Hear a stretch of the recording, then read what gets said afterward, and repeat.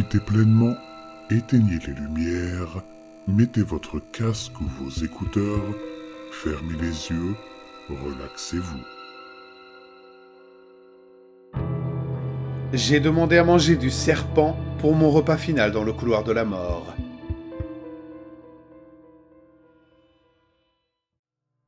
C'était une sensation étrange, presque irréelle, quand j'ai été condamné à mort. Est-ce que je le méritais ? Absolument. 5 meurtres rituels, légalement et moralement, cela justifie indéniablement la peine capitale. Mais ce qui était étrange, ce n'était pas le verdict. Non. Ce qui était vraiment troublant, c'était la sensation qui m'envahissait à l'annonce de ma sentence. Le juge droit et solennel avait prononcé les mots fatidiques avec une froideur mécanique. Vous serez exécuté par injection létale, le blablabla. Cette déclaration aurait dû me glacer le sang, m'écraser sous le poids de ma propre mortalité. Mais moi, j'étais excité. En fait, je savais que les rituels n'étaient pas vains. Ils n'étaient pas simplement un caprice ou une manifestation de folie meurtrière. Non, ils avaient un but précis, un but grandiose. Ils allaient me permettre de transcender cette enveloppe charnelle éphémère. Voyez-vous, en buvant le sang de 5 innocents, en l'absorbant avec dévotion et en scellant leur essence en moi, mon esprit se préparait à muter, à se détacher du simple humain pour devenir un être éternel, affranchi des chaînes de la mortalité. Un animal qui, d'un simple contact, pouvait apporter la mort. Le fléau ultime, l'incarnation du mal, Satan sur terre. Lucifer lui-même avait suivi ce chemin avant moi. Il avait accompli un rituel similaire, bien qu'imparfait. 3 âmes seulement lui avaient suffi, mais ce chiffre insuffisant l'avait rendu incomplet. Voilà pourquoi il est qui il est. Une chèvre, certes puissante, mais toujours marquée d'une part d'humanité résiduelle, un vestige de son échec. Mais moi, j'avais perfectionné le rituel. J'avais suivi le processus dans son intégralité. Et il ne restait plus qu'une seule étape, la plus cruciale de toutes.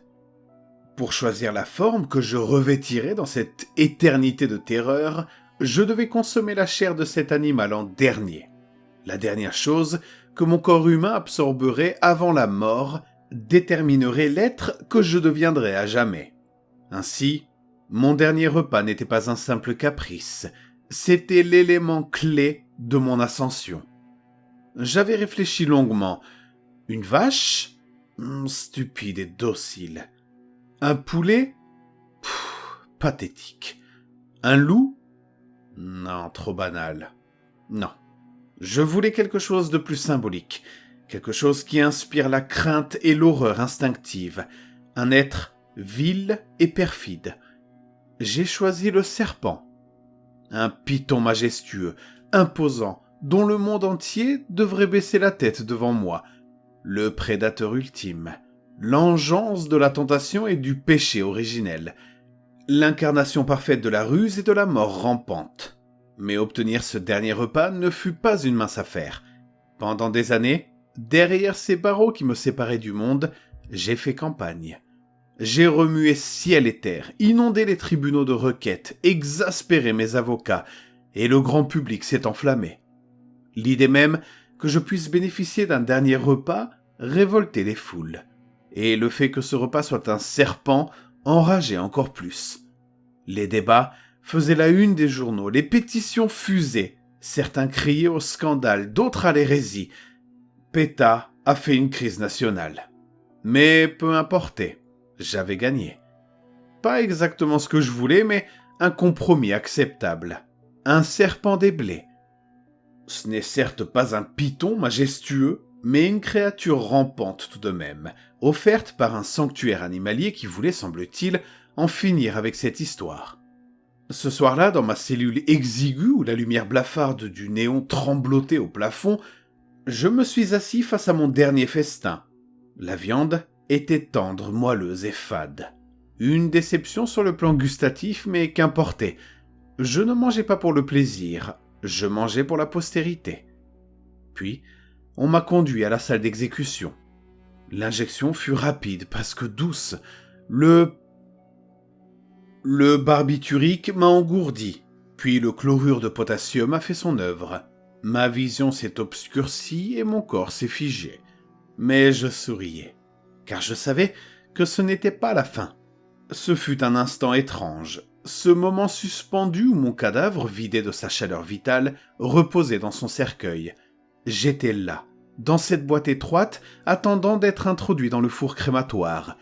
Mon esprit flottait déjà entre deux mondes, frémissant à l'idée de la transformation imminente. J'étais à quelques heures de ma réincarnation, à quelques instants de ma renaissance. Et c'est alors que tout a basculé. Une simple porte.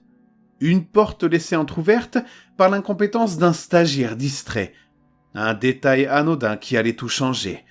Une brèche par laquelle une créature insignifiante s'est glissée. Un escargot. Ce mollusque visqueux et silencieux s'est faufilé sans bruit, rampant dans l'ombre du crématorium. D'un mouvement lent et méthodique, il a trouvé refuge dans mon cercueil, s'insinuant dans la cavité de mon cadavre.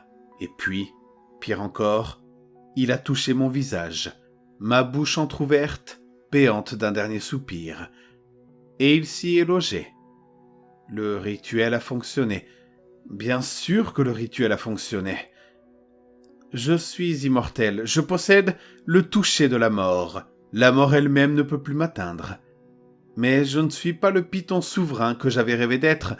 Je ne suis pas une créature majestueuse ni une force terrifiante. Je ne suis même pas la chèvre boiteuse que Lucifer était. Je suis un escargot. Un misérable, pathétique, ridicule escargot rampant sur cette terre, maudit pour l'éternité. Tout ce que je veux, c'est une seule victime, une seule personne qui aurait l'imprudence de me toucher. Juste une. S'il vous plaît. Quelqu'un.